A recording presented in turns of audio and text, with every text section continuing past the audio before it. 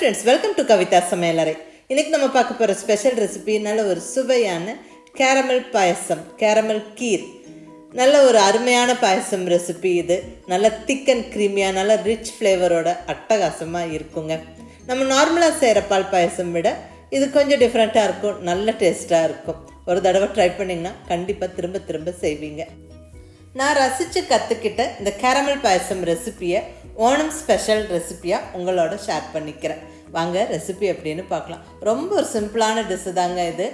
ஒரு 3 இன்க்ரீடியன்ட்ஸ் தான் தேவை. ஈஸி அண்ட் குயிக்காக பண்ணிடலாம். அதுவும் இங்கே குக்கரில் செய்கிறோம். ரொம்ப ஃபாஸ்ட் அண்ட் ஈஸியாக நம்மளுக்கு வேலை முடிஞ்சிடும். ரொம்ப நல்லாயிருக்கும். மிஸ் பண்ணாமல் ட்ரை பண்ணி பாருங்கள். இப்போ வாங்க ரெசிபி எப்படின்னு பார்க்கலாம்.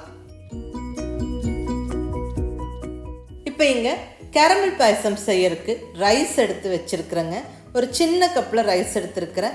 இது கிட்டத்தட்ட ஒரு 50 கிராம் இருக்கும். ஒரு 3-3.5 டேபிள் ஸ்பூன் ரைஸ் இருக்கும். அவ்வளோதான் எடுத்துருக்கிறேன். இது போதும். நம்ம 1 லிட்டர் பாலுக்கு இந்த அளவுக்கு ரைஸ் எடுத்துனா போதும், அதிகம் சேர்க்க வேண்டாம். நான் இங்கே எடுத்துருக்கிறது சீரக சம்பா ரைஸ். நல்ல சின்ன சின்ன கிரைனாக இருக்கும், நல்ல ஒரு வாசனை இருக்கும். ஸோ சீரக சம்பா எடுத்துருக்கிறேன். இதுக்கு பதிலாக நீங்கள் கேரளா மட்டை அரிசி எடுத்துக்கலாம், பச்சரிசி அல்லது பாசுமதி ரைஸ் எடுத்துக்கலாம். இப்போ இந்த அரிசியை நல்லா ஒரு 2-3 வாட்டி கழுவிட்டு நல்ல தண்ணி விட்டு ஊற வச்சு எடுத்து வச்சிடணும். ஒரு 10-15 நிமிஷம் ஊறட்டும். அதிக நேரம் ஊறணும்னால அவசியம் இல்லை. இப்போ நல்லா 10 நிமிஷம் ஊறி ரெடியாக இருக்குங்க. இப்போ நம்ம பாயசம் செய்ய ஸ்டார்ட் பண்ணிடலாம். இப்போ இங்கே ஸ்டவ்வில் குக்கர் வச்சாச்சு. நல்ல குக்கரை நல்லா வாஷ் பண்ணி எடுத்து வச்சுக்கலாம். ஸோ வேறு எந்த வாசனையும் இருக்க வேண்டாம் பாயசம்லாம் செய்யும்போது. இங்கே நான் நல்ல ஒரு பெரிய குக்கர் எடுத்துருக்கிறேன். 1 லிட்டர் பாயசம் செய்யறதுக்கு 4.5 லிட்டர் அல்ட்ரா குக்கர் எடுத்துருக்கிறேன். இந்த குக்கரோட லிங்க்கு கீழே டிஸ்கிரிப்ஷனில் கொடுத்துருக்கேன். இப்போ இதில் 3/4 கப் அளவுக்கு சர்க்கரை சேர்த்துக்கிறேன். 3/4 கப்புலேருந்து 1 கப்பு வரைக்கும் சர்க்கரை சேர்த்துக்கலாம். உங்களுடைய டேஸ்ட்டு உங்களோட இனிப்புக்கு தகுந்த மாதிரி நீங்கள் சேர்த்துக்கோங்க.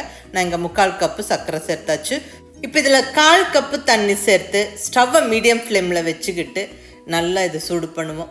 நல்லா இந்த சர்க்கரை கம்ப்ளீட்டாக மெல்ட் ஆகி நல்லா அந்த சுகர் சிரப் திக்காகி நல்லா கேரமலைஸ் ஆகணும். ஸோ பொறுமையாக கலந்து விடுவோம்.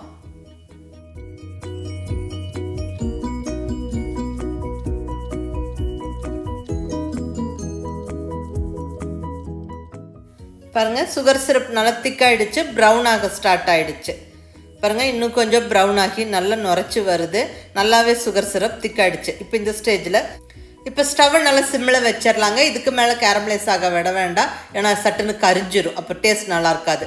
இப்போ இந்த ஸ்டேஜில் நம்ம பால் சேர்த்துடலாம். இங்கே ஃப்ரெஷ் மில்க் சேர்த்துக்கிறேன், பசும்பால் கவு மில்க் சேர்த்துக்கிறேன். இது அன்பாயில்டு மில்க்கு, பாயில் பண்ணல, ஜஸ்ட் அப்படியே ஃப்ரெஷ்ஷாக தான் சேர்த்துக்கிறேன்.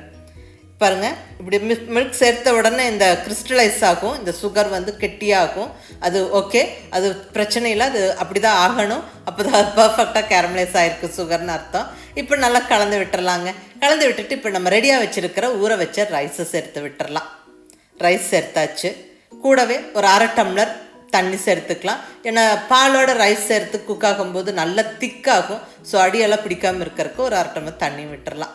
கூடவே 1 ஸ்பூன் அளவுக்கு நெய். இது ஆப்ஷனல், வேணால் சேர்த்துக்கங்க, இல்லைன்னா ஸ்கிப் பண்ணிக்கலாம். பட் அந்த நெய் சேர்க்கும்போது அந்த வாசனை ரொம்ப நல்லாயிருக்கும். அவ்வளோதாங்க. நல்லா எல்லாம் கலந்து விடுவோம். ஒரு 5 நிமிஷம் ஹை ஃப்ளேமில் கொதிக்க விடுவோம். அதாவது பால் நல்லா பாயில் ஆகி நல்லா ஒரு பொங்கு வந்ததுக்கப்புறம் அப்படியே நம்ம கிளறி கொடுத்துட்டே இருப்போம். நல்லா அந்த பால் திக்காகி அந்த ரைஸ் இந்த பாலோடு சேர்ந்து குக்காக ஸ்டார்ட் பண்ணணும். இது வரைக்கும் நம்ம குக்கரை ஓப்பன் பேனில் வச்சுட்டே நம்ம கலந்து விட்டுக்கிட்டு இருக்கணும். இப்போ நம்ம மூடி போட வேண்டாம். ஒரு 5 நிமிஷம் நல்லா பாயில் ஆக விட்டுட்டு அதுக்கப்புறம் நம்ம மூடி போடலாம். இப்போ ஸ்டவ் ஹை ஃப்ளேமில் வச்சுக்கிட்டு நான் கொதிக்க வச்சுக்கிட்டு இருக்கிறேன். பாருங்கள், நல்லா பாயில் ஆக ஸ்டார்ட் ஆகிடுச்சு. அந்த சுற்றிலாம் ஆடை படிஞ்சு வருது பாருங்கள். ஸோ நல்லா திக்காகுது. இப்போ இந்த ஸ்டேஜில் ஸ்டவ்வை கண்டிப்பாக சிம்மில் வச்சுக்கிட்டு நம்ம குக்கர் மூடி போட்டு விட்டுறலாங்க.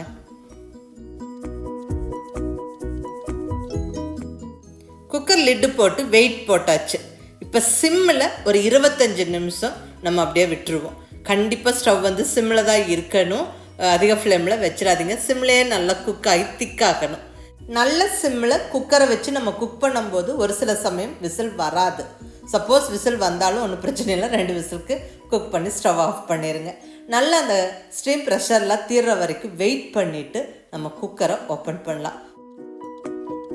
நல்லா ஒரு 25 நிமிஷம் சிம்மில் குக் ஆகி நல்லா அந்த ஸ்டீம் ப்ரெஷர்லாம் போனதுக்கப்புறம் குக்கரை ஓப்பன் பண்ணியாச்சு.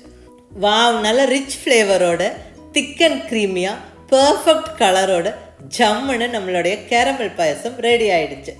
அட்டகாசமாக இருக்குங்க. அப்படியே பார்க்கவே அழகாக வந்திருக்கு. டேஸ்ட்டும் ரொம்ப ரொம்ப நல்லா இருக்குங்க. நல்லா சுட சுட இந்த பாயசம் சாப்பிட்றதுக்கும் ரொம்ப நல்லாயிருக்கும். அதே சமயம் கொஞ்சம் நேரம் ஃப்ரிட்ஜில் வச்சுட்டு நல்லா கூலாக சில்லுன்னு எடுத்து இந்த பாயசம் சாப்பிட்டாலும் நல்ல ஒரு ஐஸ்கிரீம் சாப்பிட்றது போல் இருக்கும். அதுவும் நீங்கள் மிஸ் பண்ணாமல் ட்ரை பண்ணி பாருங்கள். பர்டிகுலர்லி குழந்தைங்க ரொம்ப விரும்பி சாப்பிடுவாங்க. இன்றைக்கி எனக்கு ரொம்ப பிடிச்ச, நான் ரசித்து கற்றுக்கிட்ட இந்த கேரமல் பாயசம் ரெசிப்பியை ஓணம் ஸ்பெஷல் ரெசிப்பியாக உங்களோட பகிர்ந்துக்கிட்டேன். உங்களுக்கும் ரொம்ப பிடிச்சிருக்குன்னு நம்புகிறேன். மிஸ் பண்ணாமல் ட்ரை பண்ணி பாருங்கள். ரொம்ப ரொம்ப நல்லாயிருக்கும். ட்ரை பண்ணி பார்த்துட்டு எப்படி இருந்ததுன்னு உங்கள் ஃபீட்பேக் சொல்லுங்கள். ஓணம் திருநாள் கொண்டாடுற அத்தனை நண்பர்களுக்கும் ஓணம் திருநாள் நல்வாழ்த்துக்கள். ஹாப்பி ஓணம். தேங்க்யூ.